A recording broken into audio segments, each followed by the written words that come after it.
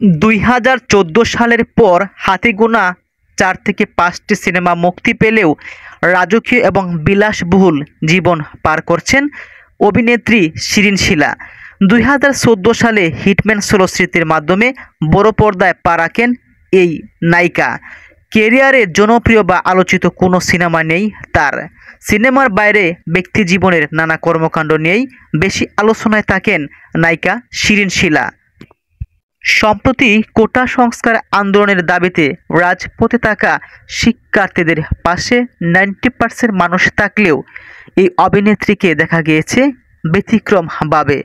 ছাত্রছাত্রীদের কটাক্ষ করেছেন এই নায়িকা। নিজের ফেসবুকে শিরিন শিলা লিখেছিলেন, কিসের এত আন্দোলন ভাই, সুখে থাকতে বুথে কিলায়। তবে শিরিন শিলার একথা ভালোভাবে নেননি অনেকেই। একজন লিখেছেন, মাথা ঠিক আছে আপনার? শিরিন শিলা উত্তরে বলেছেন, আন্দোলন করে নিজের জীবন হারানোর কোনো মানেই হয় না। সবার একটা সুন্দর ভবিষ্যৎ আছে, নিজের পরিবারের কথা চিন্তা করা উচিত। এভাবে এই অভিনেত্রী শিক্ষার্থীদের পাশে না থেকে নানাভাবেই পরামর্শ দিয়েছেন। সারা বছরেই এই নায়িকাকে সিনেমার শুটিং করতে দেখা যায়। শিরিন শিলার আরও 3টি সিনেমার শুটিং চলছে। সিনেমাগুলো হলো দ্য রাইটার, ভালোবাসি তোমায়, ব্যাচেলর টিপ।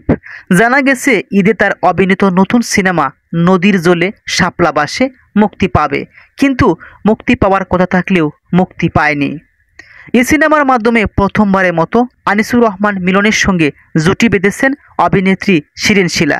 সিনেমাটিতে মাজির চরিত্রে মিলন ও তারামন বানু চরিত্রে শিলার অভিনয় রয়েছে।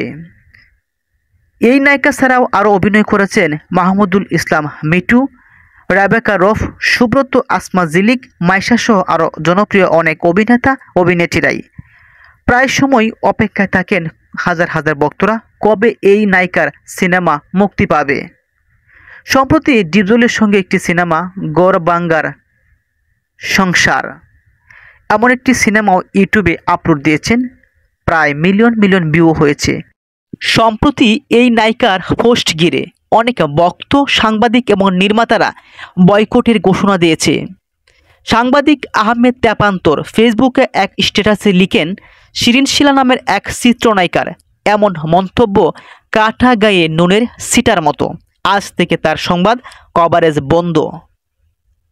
এভাবেই অনেক ভক্তরাই শিরিন শিলাকে বয়কটের ঘোষণা দিয়েছেন, এমনকি আনফলো করেছেন, যেখানে 99% মানুষ শিক্ষার্থীদের পক্ষে সমর্থন করেছে।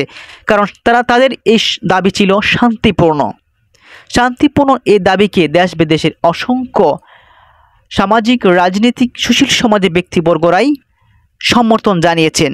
শিরিন শিলার এই উপদেশ কানে নেননি অনেকেই, উল্টো তাকে নিয়ে সমালোচনাও করেছেন। সিনেমা দিয়ে রূপালী পর্দায় সফলতা লাভ করতে না পারলেও সামাজিক যোগাযোগ মাধ্যম ফেসবুকে বেশ অ্যাক্টিভ এই নায়িকা।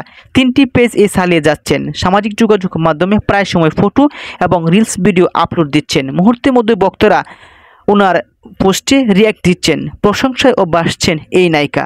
কখনো কখনো সমালোচিত হচ্ছে।